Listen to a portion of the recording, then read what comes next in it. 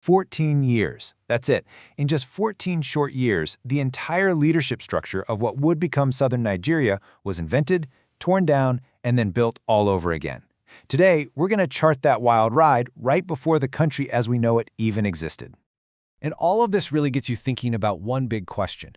How does a nation's leadership structure actually get created when it's driven by colonial ambition?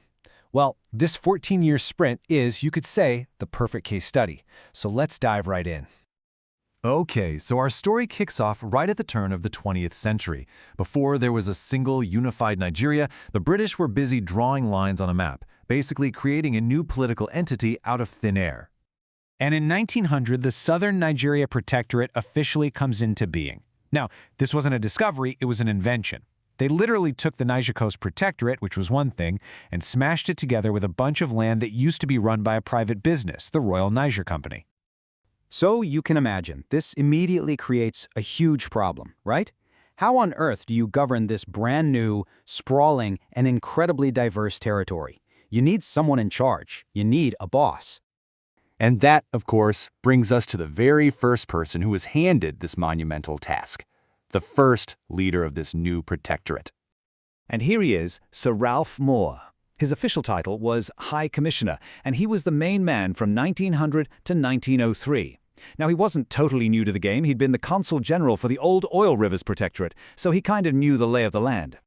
To put it simply, his job was to make British authority real and to make it stick across this new territory. He was basically laying down the administrative tracks for the train that was about to come roaring down the line. So Moore gets things started, but after he leaves, the pace of change really, and I mean really, picks up. We're now entering an era that's all about one thing: amalgamation. So, in 1903, Sir Walter Egerton steps in. At first, it's kind of business as usual. He takes on the exact same title as his predecessor, High Commissioner. But, and this is a huge but, his time in charge is when the single biggest structural change in our whole 14-year story goes down. And the year you need to remember is this one, 1906. This is the pivot point. This is the moment where everything gets turned on its head. And this just lays it out perfectly. Before 1906, you've got two separate outfits, the Southern Nigeria Protectorate and the super important Lagos Colony. Then, in 1906, bam, they're merged into one new entity. And check this out, the top job title gets a serious upgrade, from High Commissioner to Governor. So you might be asking, what's the big deal? High Commissioner, Governor, what's the difference? Well, it was a massive deal. It wasn't just a name change. This new role came with way more power. Because now one person was in charge of both that huge protectorate and the economic engine of the Lagos Colony. It was a much, much bigger job. You can see Sir Walter Egerton's whole career arc right here. He starts as the High Commissioner in 03, then he oversees this game-changing merger in 06 and becomes the very first governor, holding on to that much more powerful job all the way till 1912. And that brings us to the final leader to hold this title, the last man in charge of the colony and protectorate of southern Nigeria before an even bigger change was coming.